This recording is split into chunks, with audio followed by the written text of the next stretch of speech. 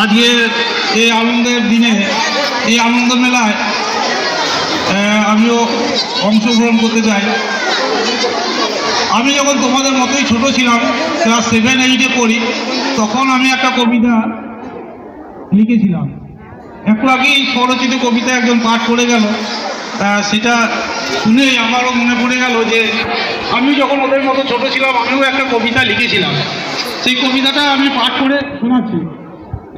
কবিতাটা কিন্তু ছোট ছেলের কবিতা, মানে সেই বয়সের কবিতা। কবিতাটার নাম আমার দৈনন্দিন জীবন। সকাল 6টায় উঠিয়া মোর লাগে বড় আলিশ, এত সকালে মন লাগে না ছেড়ে দিতে বালিশ।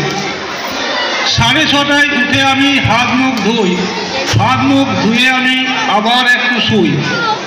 8:30টায় উঠে আমি মনে মনে বলি, সারাদিন আমি যেন ভালো হয়ে চলি।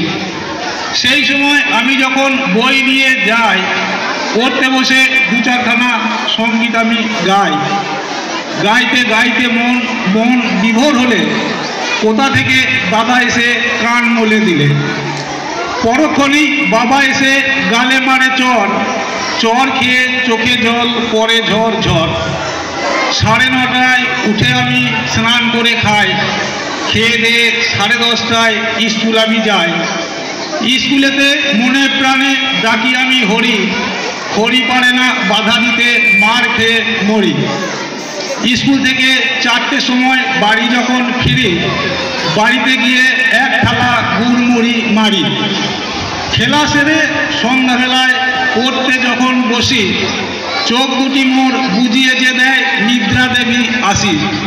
খাবার জন্যে মা ডাকলে উঠি তাড়াতাড়ি, খেয়ে গিয়ে খোশ মেজাজে আবার শুয়ে পড়ি।